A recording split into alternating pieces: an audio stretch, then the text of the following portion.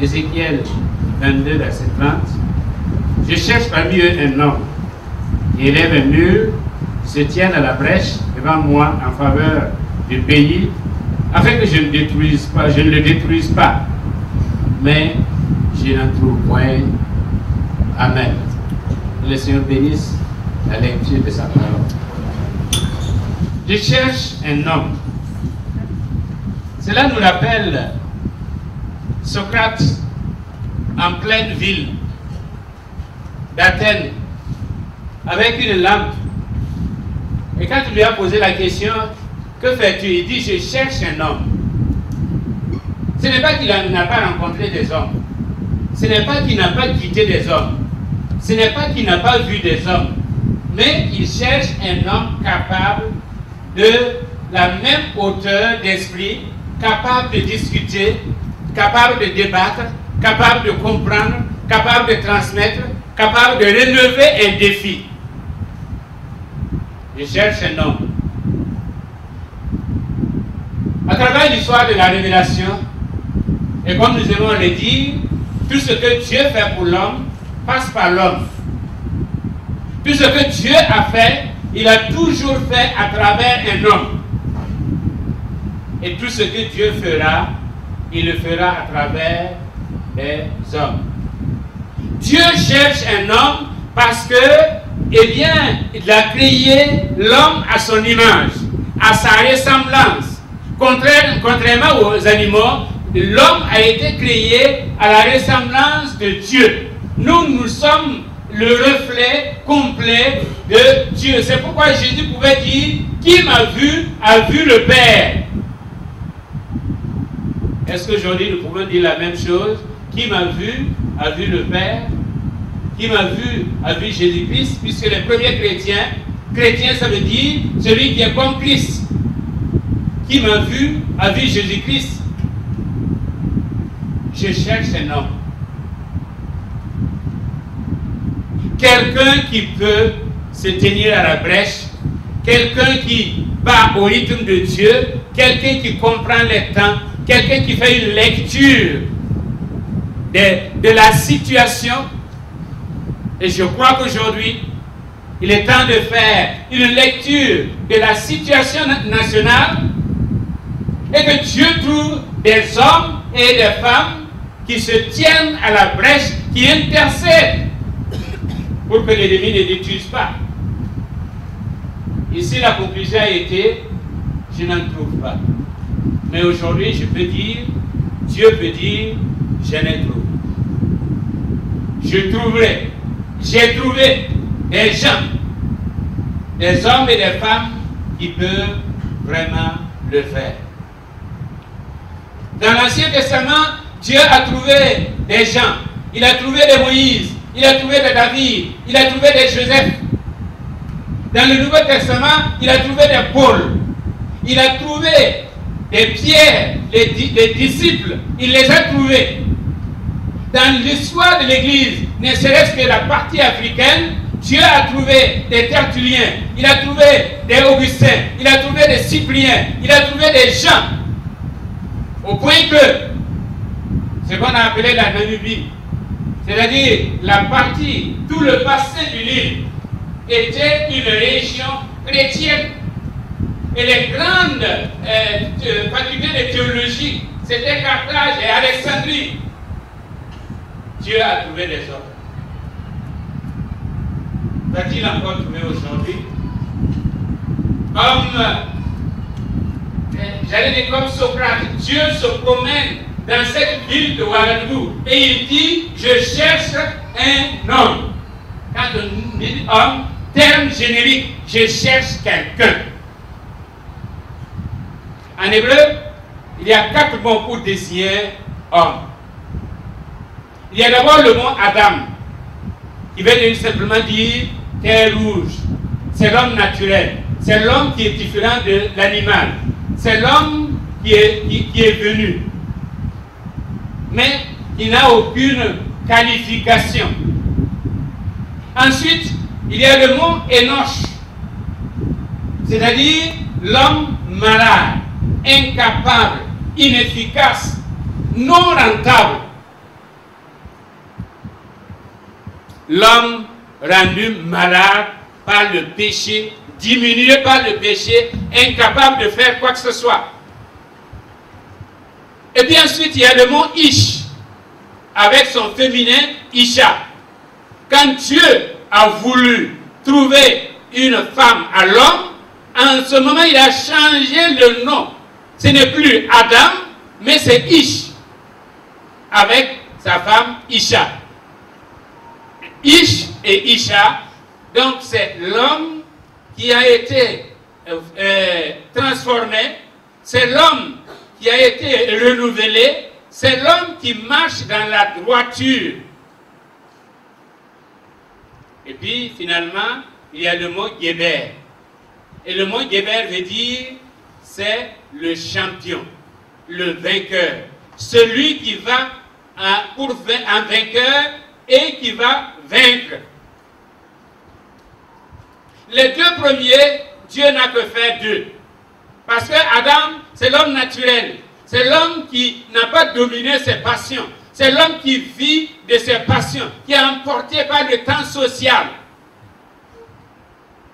Et le mot Enoch, quand vous lisez dans Jérémie chapitre 17, verset 9, il est dit, eh bien le cœur de l'homme est tortueux et méchant par-dessus tout. C'est l'homme sur lequel on ne peut pas compter parce qu'il est habité par la méchanceté.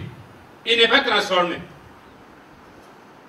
Ce que Dieu cherche, ce sont les deux dernières catégories. C'est-à-dire des Ish et des Isha et des Geber. Il cherche un homme transformé. Il cherche un homme renouvelé. Il cherche un homme qui marche dans la droiture. Mais mieux que cela, il cherche des hommes qui se distinguent du lot, qui sortent du lot et qui marquent l'histoire. Et nous l'avons dit à plusieurs reprises. Pascal a dit, par sa grâce, Dieu nous donne d'être cause de faire quelque chose qui sort de l'ordinaire. Et nous rentrons dans l'histoire, parce que nous marquons l'histoire. Je cherche un homme qui se tienne à la pêche. Il est dit parmi les soldats de David, il y avait plusieurs catégories. Mais on a dit le plus faible d'entre eux pouvait venir à bout de 100 personnes, 100 soldats. Et le plus fort d'entre eux pouvait venir à bout de 1000 personnes, 1000 soldats ennemis. Dieu cherche des hommes aujourd'hui. Il n'a que faire des lâches, il n'a que faire des peureux. Il a besoin des gens qui osent, en s'appuyant sur Dieu, en comptant sur Dieu. Des gens qui comprennent que c'est maintenant ou jamais. Des gens qui comprennent qu'il faut relever le défi pour sauver la génération à venir.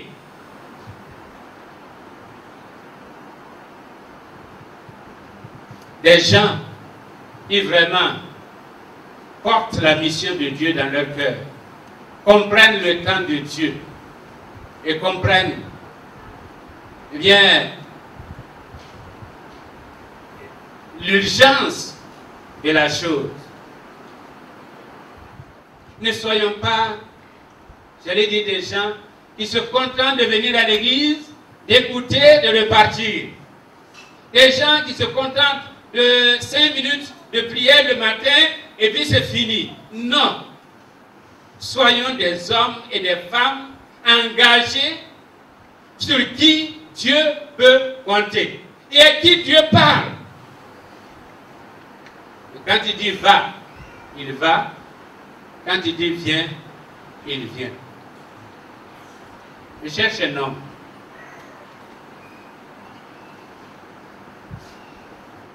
Et la raison pour laquelle Dieu peut dire je cherche un homme, c'est qu'il nous a tous qualifiés. Il nous a tous qualifiés. Je vais demander à mon frère Abraham de lire Galates chapitre 4, versets 1 à 6. Galates chapitre 4, versets 1 à 6. Alléluia. J'ai dit, or, aussi longtemps que l'héritier est enfant, Je ne dis qu'il ne diffère en rien d'un esclave, quoiqu'il soit le maître de tout. Mais il est sous des tuteurs et des administrateurs jusqu'au temps marqué par le Père. Nous aussi, de la même manière, lorsque nous étions enfants, nous étions sous l'esclavage des rudiments du monde. Mais lorsque les temps ont été accomplis, Dieu a envoyé son Fils, né d'une femme, né sous la loi, afin qu'il rachetât ceux qui étaient sous la loi, afin que nous reçussions l'adoption. Et parce que vous êtes fils, Dieu a envoyé dans nos cœurs l'esprit de son Fils, lesquels crient Abba, Père. Amen. Nous avons été déclarés fils. Nous avons été déclarés fils. Et l'image que l'apôtre Paul donne, nous retrouvons cette image-là dans les trois sociétés ambiantes. Par exemple, dans la société juive, il y avait un temps. Quand le garçon atteignait les 20 ans, eh bien, il y avait une cérémonie où le présentait et le père prononçait une bénédiction. L'enfant répétait un certain engagement, prenait un certain engagement, et à partir de là, il était déclaré fils de la loi. Et à partir de ce moment, il pouvait remplir toutes les fonctions d'un homme. Il entrait, il devenait homme à part entière. Et ce qui lui était interdit avant, il peut le faire maintenant. Il s'assume en tant que tel. Chez les Grecs, eh bien, il y a une cérémonie. Après les 18 ans, l'homme passait dans la période cadet. Et là, avant de se présenter, et avant de passer à cette étape-là, il passait eh bien, par un examen qu'on appelle Ascouria. Et là, le garçon était soumis à un test. Et quand il passe le test, il devient un enfant de l'État. Ce n'est plus un enfant qui appartient à ses parents, mais maintenant il devient un enfant de l'État. Ça veut dire que, en tant qu'enfant de l'État, il peut assumer des responsabilités dans l'État. Chez les Romains, eh bien, l'enfant à 20 ans était aussi présenté lors d'une cérémonie avec les dignitaires et il enlevait la toga protecta, c'est-à-dire la toge qui montre qu'il n'est pas encore un homme accompli mais qui a besoin d'être protégé, et il revêtait la toga virilis, c'est-à-dire la toge des adultes, la robe des adultes. Et à partir de ce moment, eh bien, il devient homme à part entière, et ce qu'il y avait comme héritage, eh bien, il le reçoit et il s'assume maintenant en tant qu'homme. Si nous disons Naziboni, Pépicule des temps anciens, ou bon Jomo Kenyata, au pied du mont Kenya, les rites d'initiation, c'est la même chose. Les rites d'initiation. Il faut, dans toutes les sociétés, un passage, des rites de passage, où l'enfant passe de l'état d'enfant à l'état d'homme fait ou de femme pouvant accomplir ses devoirs. Chez les Mossi, c'est le Kéoro. Avant le Kéoro, vous n'êtes rien. Mais après le Kéoro, vous pouvez tout faire. Parce que maintenant, vous avez été formé et on peut compter sur vous en tant que tel. C'est ce que l'apôtre Paul dit ici. Il dit, avant que Jésus-Christ ne vienne, nous étions sous la loi, nous n'avons rien, nous ne pouvions même pas bénéficier de tous les avantages de notre Père, même étant créé à l'image de Dieu. Mais maintenant, à travers Jésus-Christ, Dieu nous a déclarés fils. Amen. Amen. Il nous a déclarés fils. Ça veut dire que à partir de maintenant, le pauvre peut dire je suis riche et le faible peut dire je suis fort. À partir de maintenant, je peux réclamer toutes les bénédictions de Dieu. Je peux réclamer tous les avantages de Dieu. Je peux réclamer toute la protection de Dieu. Je peux réclamer à Dieu tout ce qu'il faut pour accomplir la mission. Parce que maintenant, je représente le Père. Je suis un ambassadeur. Je suis envoyé par Dieu ici sur terre pour accomplir une mission précise. Mais je suis envoyé avec tous les avantages possibles. Il y a des mesures d'accompagnement pour me permettre d'accomplir la mission qui m'a été confiée. C'est pourquoi Dieu dit, je cherche un homme. Je cherche un homme. Je cherche celui-là qui a compris qu'il est fils de Dieu. Je cherche celui-là qui a compris qu'avec Dieu, il est plus que vainqueur. Je cherche celui-là qui a compris que c'est le temps maintenant d'agir. Je cherche celui-là qui a compris qu'il a tout pour pouvoir transformer le monde, transformer son environnement. Je cherche celui-là. Avec lui, je peux faire beaucoup de choses.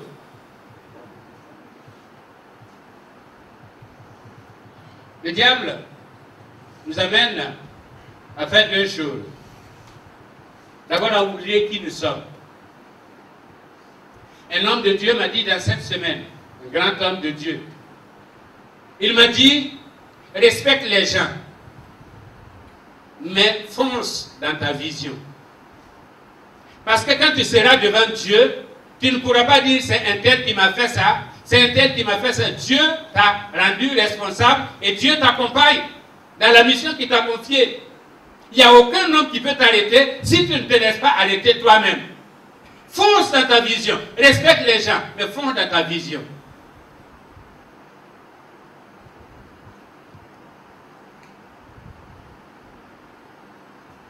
Le diable nous amène à oublier qui nous sommes. Il nous intimide pour que nous ne puissions pas accomplir notre mission.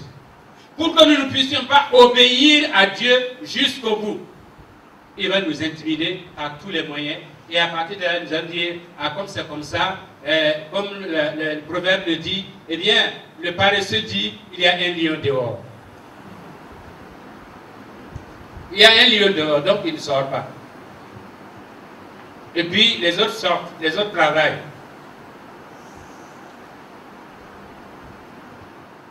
Il y a un lieu dehors. Il nous amène à oublier qui nous sommes. Nous sommes des dominateurs. Nous ne sommes pas des dominés. Amen. Amen. Nous sommes des vainqueurs. Nous ne sommes pas des vaincus. Nous sommes de ceux qui prennent la tête. Nous ne sommes pas de ceux qui sont à la queue. On dit que celui qui est esclave est né pour l'être. Celui qui est esclave, qui vit esclave, il est né pour l'être. Sinon, on peut changer sa situation. Et il faut changer sa situation. Il faut avoir la vision. Ce que Dieu veut, ce sont des Ish, ce sont des Isha, ce sont des Guébert, des champions, des gens qui décident. Et quand ils décident, il n'y a rien qui puisse leur faire changer de décision. Parce qu'ils sont collés à Dieu. Ils se disent, tant que je suis dans la volonté de Dieu, rien ne peut contre moi. Et personne ne peut me faire quoi que ce soit. C'est pourquoi David disait, l'Éternel est pour moi. Que peut me faire un homme? Que 1000 tombent à ma gauche et 10 000 à ma droite. Je vais passer. Amen. Je vais passer. Et le psaume 68, verset 29, que nous aimons citer, dit que l'Éternel ordonne que tu sois puissant. L'Éternel ne t'a pas fait faible. Parce qu'en Jésus-Christ, tu es revêtu de toute la puissance de Dieu. En déclarant Jésus-Christ comme son fils, il t'a en même temps déclaré. Et la Bible nous dit que nous sommes héritiers et co-héritiers. C'est-à-dire que tout ce que Dieu a est pour nous. Si tu te fais pauvre, tu te meurs pauvre. C'est parce que tu vas être pauvre. Autrement dit, tu peux sortir de ta pauvreté en t'appuyant sur Dieu. en comptant sur Dieu. Si tu es continuellement vaincu par le diable, c'est parce que tu le veux. Quand nous étions en Apuro, il y a un homme, le dimanche, on le voit passer avec son fagot. Il va vendre au yard là, et puis au retour, il passe le voir et me dit, ah,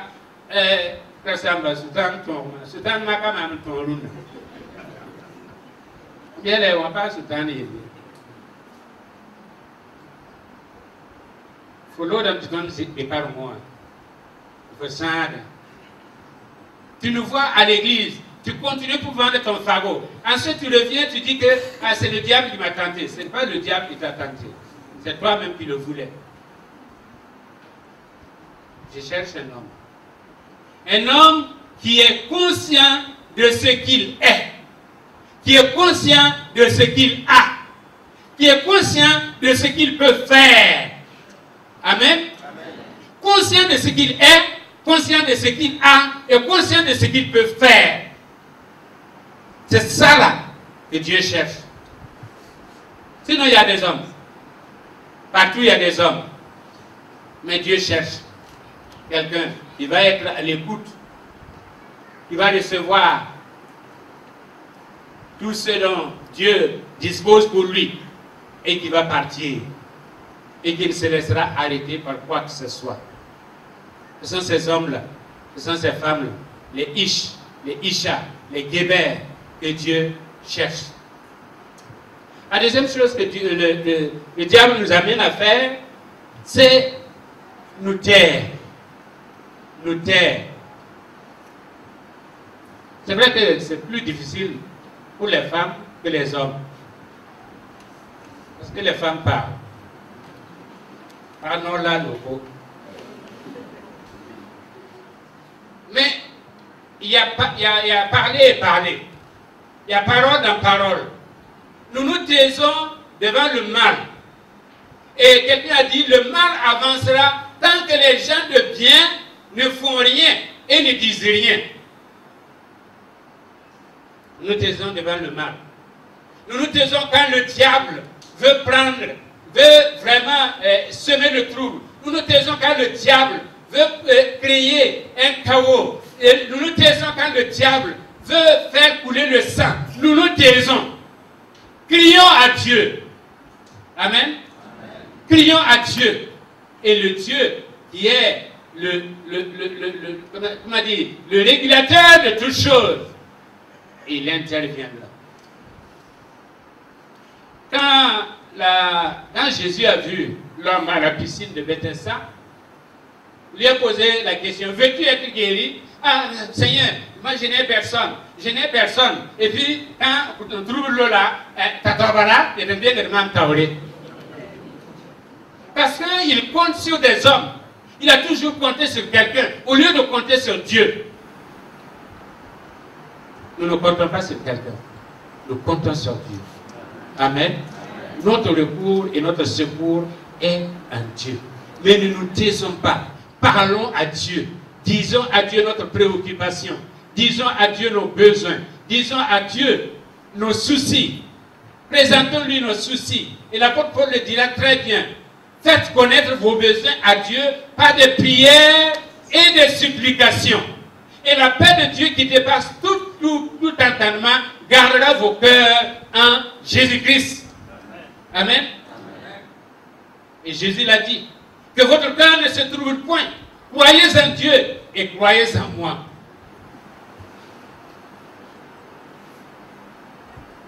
Nous avons, comme se verra la rumeur, on se plaît dans la rumeur. On court par-ci. Est-ce que tu as entendu que cela? Est-ce que tu as entendu? Est-ce que tu as... Non. Parlons à Dieu. Parlons à Dieu. Et Dieu qui nous entend dans le secret, il va nous exaucer. Le diable nous amène à nous taire. Et quand nous parlons, eh bien, nous ne parlons pas bien. Ce n'est pas la bonne parole là. Non. Nous parlons des autres au lieu de parler, de parler des autres à Dieu. Nous parlons des autres aux autres, alors que Dieu nous demande de parler des autres à lui, directement. Et là, il nous exaucera. Je cherche un homme. Je cherche des guébères. Aujourd'hui, ce qu'on voit dans la société, c'est la manifestation de la chair. À la télé, c'est la manifestation de la chair. C'est le Enoch qu'on voit. C'est le Adam qu'on voit, l'homme naturel, mu par ses pulsions. Mais ce que Dieu cherche, c'est des gens transformés. C'est des gens marchant dans la droiture. C'est des guébères, des vainqueurs, des champions. Des gens qui ont fait leur preuve et qui sont prêts à recommencer, qui sont prêts à réécrire l'histoire. Ce sont ces gens-là que Dieu cherche. Puisse-t-il le trouver en vous et en moi. Des gens qui disent, oui Seigneur, envoie-moi. C'est ce que Ésaïe avait dit. Quand il a rencontré le Seigneur a dit, qui enverrai-je? Il a dit, envoie-moi. Mais voici, envoie-moi. Et Ésaïe n'a jamais échoué dans sa mission. Et celui qui se confie à Dieu, il n'échoue jamais dans sa mission. Parce qu'avec Dieu, nous ne connaissons pas d'échec. Nous ne connaissons pas d'échec. Non. Nous sommes programmés pour la victoire. Et nous irons de victoire en victoire. À cause de Jésus-Christ et par Jésus-Christ. Je cherche un homme. Le néophyte dira, en fait, le néophyte s'étonne de ce que Dieu demande de lui. Mais l'homme charnel, lui, se fâche de ce que Dieu demande de lui. Mais le chrétien convaincu, l'homme de Dieu, le guébert, lui, il se réjouit de ce que Dieu veut l'utiliser. Amen. Il se réjouit de ce que Dieu veut l'utiliser et il se dit, non, ne prends pas quelqu'un d'autre. Prends-moi. Prends-moi. À l'école biblique, souvent on plaisante, on dit, quand le Seigneur vient, nous répondons, Seigneur, me voici, mais envoie d'autres. Quand le Seigneur appelle, nous disons, Seigneur, me voici, mais envoie l'autre. Non, Seigneur, me voici, et envoie-moi. Envoie-moi, parce que je suis prêt à partir. Je suis l'homme de la situation. Il y a dans toutes les crises ce qu'on appelle l'homme de la situation ou la femme de la situation. Nous sommes les hommes de la situation pour Dieu. Je cherche un homme, surtout à l'heure actuelle. Je cherche des hommes et des femmes dans ce pays-là qui vont intercéder. Remarquez qu'il est dit qu'ils vont intercéder afin que je ne détruise pas. Ce n'est pas Dieu qui va détruire, mais c'est par notre silence que le diable va détruire. On dit qu'un prêtre silencieux est un traître. Nous sommes des prêtres. Si nous restons silencieux, nous devenons traîtres à la cause de Dieu et nous permettons au diable, eh bien, d'accomplir sa mission. Lui ne sait que détruire. Dieu veut construire. Dieu veut construire. Amen. Dieu veut construire. Amen. Et Dieu compte sur vous pour construire. Parce que tout ce qu'il fait pour l'homme passe par l'homme. C'est pourquoi il compte sur vous. Il s'attend à vous. Il veut voir en vous. Eh bien, cette urgence de la mission, cette compréhension de son cœur, pour qu'il ne détruise pas, pour que l'ennemi ne détruise pas, mais que ce que Dieu a construit, et non seulement il y ait conservation, mais que Dieu puisse continuer à bâtir. Je cherche un homme, je cherche une femme, je cherche une personne qui se tienne à la brèche. Alléluia. Alléluia. Alléluia. Seigneur, me voici. Seigneur, me voici. Me voici. Me voici. Envoie-moi. Envoie-moi. Parle, Seigneur. Parle, Seigneur. Et j'irai. Parle, Seigneur. Et je ferai. Parle, Seigneur. Et j'exécuterai. Pour que ton nom soit loué. Pour que ton nom soit glorifié. Pour que ton nom soit magnifié. Alléluia. Pendant que le groupe musical va chanter, je voudrais que tout un chacun de nous puisse dire, Seigneur, tu n'as plus besoin de chercher. Tu as trouvé. Tu as trouvé. Amen. Amen. Tu m'as trouvé tu as trouvé. Je suis prêt à aller. Je suis prêt à faire. Je veux me tenir à la brèche. Je vais intercéder. Je vais être comme ces hommes et ces femmes sur lesquels tu as compté dans l'Ancien et le Nouveau Testament et dans l'histoire de l'Église. Je vais être comme ces hommes. Seigneur, je réponds oui. Je réponds oui. Alléluia. Devant ton sanctuaire et dans ta majesté, je vis mon vrai bonheur dans ton intimité.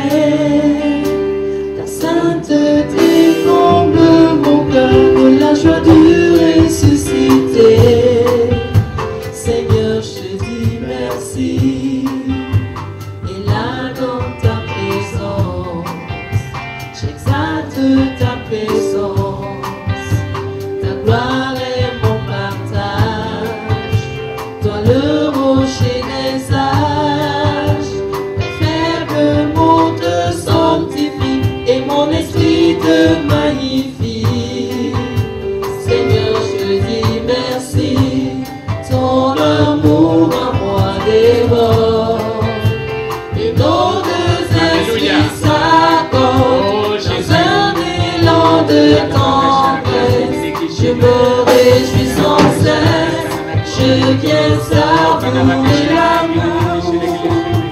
Et mon cœur contient pour toujours et partout. Seigneur, je te dis merci.